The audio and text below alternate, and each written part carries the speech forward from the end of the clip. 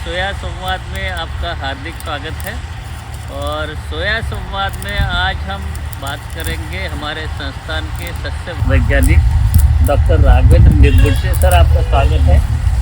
और बातचीत का जो विषय है, सोयाबीन में जो अभी हाल ही में जो संस्थान में अनुसंधान किए जा रहे हैं, जिसमें कि संरक्षित खेती है, जैविक खेती है या नैसर्गिक खेती है, प्राकृतिक खेती है, इस प्रकार के कई परीक्षण इसी साल से हमारे यहाँ पे शुरुआत किए जा रहे हैं। और इसमें एक सोयाबीन की नई किस्म लगाई जा रही है, NRC 142। तो इस समय पे जो 142 की कटाई हो रही है और साथ ही साथ वहाँ पे गढ़ाई भी हो रही है। और ये पूरा जो परियोजना है उसका संचालन डॉक्टर राघवेंद्र जी कर रहे हैं। तो उन्हीं से पूछते हैं कि डॉक्टर साहब ये बताइए कि जो ये परीक्षण किए जा रहे हैं, तो अभी आपने NRC 142 यहाँ पे लगाई थी, कब की बोनी थी, कितने दिन की फसल होगी और कब कटाई हो रही है, इसके बारे में बताइए। इसको हमने NRC 142 को हमने जून 26 को बुआई किए थे। अभी ये लगभग 105-106 दिन हो गया इसका कटाई कर रहे हैं। इससे पहले ही इससे पहले भी पक गई थी। हाँ। मतलब लगभग 100 दिन के आसपास ये पक जाती है। तो अच्छा है। और यहाँ पे अगर हम फोकस करें तो ये कटी हुई सोयाबीन आपको 142 यहाँ पे दिख रही है और ये कटाई चल ही रही है। तो इसमें इस साल का सीजन कैसे रहा कि कीड़े बीमारी का प्रकोप या और भी कैसी स्थिति, उसके बारे में, क्योंकि आप सस्य वैज्ञानिक है तो हमारे दर्शकों को बताना चाहेंगे। तो इस साल ओवरऑल जो है वो अच्छा ही रहा इसका सीजन।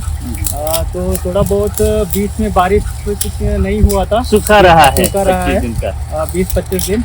उस टाइम हमने एक स्प्रिंकलर इरिगेशन दिया हुआ है, तो लाइफ सेविंग इरिगेशन की तरफ से। तो वो था। और बीमारी तो ज़्यादा ये नहीं दिखने को मिला हमको इसमें।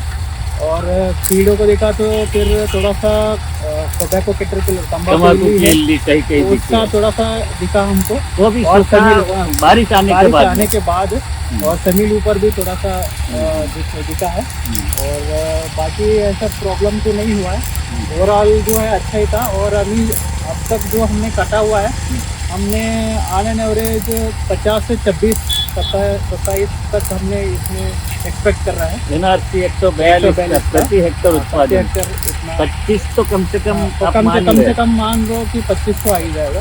और 27 क्विंटल तक भी प्रति हेक्टर ये जा सकता है। आपने बताया कि कीड़े की स्थिति तो बताई। इस वर्ष कई क्षेत्रों में राइजोक्टोनिया, एरियल ब्लाइट या एंथ्रैक्नोज ऐसी कुछ बीमारियां देखी गई। इस वैरायटी के ऊपर क्या स्थिति रही, आपका क्या ऑब्जर्वेशन रहा? इसमें भी आया था जी, आरे भी इसमें भी दिखा है।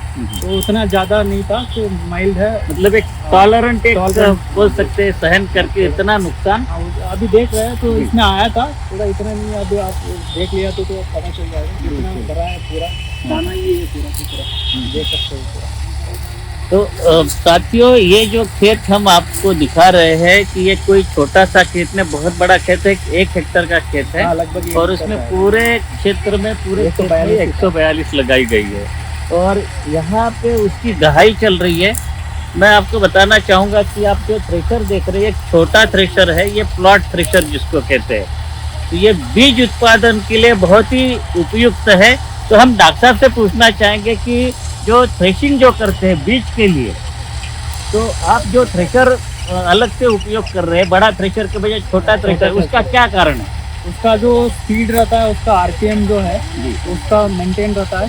तो उसका 350 से 400 RPM जो मेंटेन करना होता है, क्योंकि बीज को ज़्यादा चोट नहीं पहुँचाए, ताकि उनको अच्छे से उसको अगले साल जर्मिनेशन आ जाए, अंकुरण अच्छा आ जाए उसका। तो इसलिए हमको छोटा जो थ्रेशर है उसको यूज करना है। जी।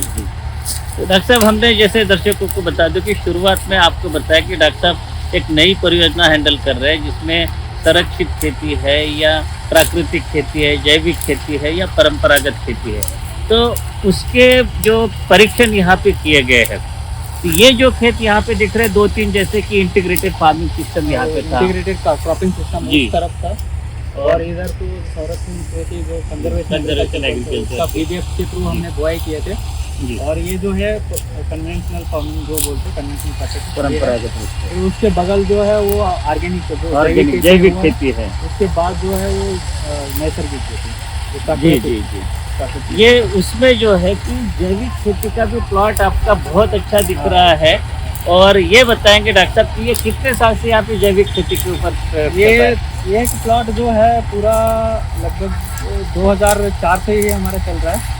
मतलब लगभग 15 साल तो हो ही 15 साल के गया। ऊपर, 17 साल के ऊपर हो गया। वहाँ पे कुछ भी नहीं कुछ डालते नहीं आप? डालते, सिर्फ हम उसके अंदर गोबर की खाद डालते हैं 10 टन प्रति हेक्टर सोयाबीन, और जो रबी का जो भी फसल लेते हैं उसके लिए उसका 10 टन। रेसिड्यू डाल देते हैं। हाँ, और रेसिड्यू तो नहीं डालते उसमें, उसमें भी 10 टन प्रति हेक्टर गोबर की खाद ही डालते हैं। तो वो है, और बाकी जो कीड़ा वगैरह का नियंत्रण जो है वो हम उसमें जो बायो कंट्रोल एजेंट्स है, जैसे बेवेरिया बेसेना है और बेसिलस कोरनजेनिसिस है और वर्टिसिलियम लेकिन ये बायो कंट्रोल एजेंट्स है, उसको हम यूज़ करते हैं। एंटीवी भी है, वो भी यूज़ करते हैं। तो और कुछ ये बर्ड परचेस मतलब टूटी लगाते हैं, बर्ड आके परचेस तो फेरोमोन ट्रैप हाँ, भी वहाँ पे इली तो लगे हुए हाँ, दिख रहे हैं। फेरोमोन ट्रैप भी वो दिख रहा है। तो वो सब हम इस तरीके से कंट्रोल करते हैं।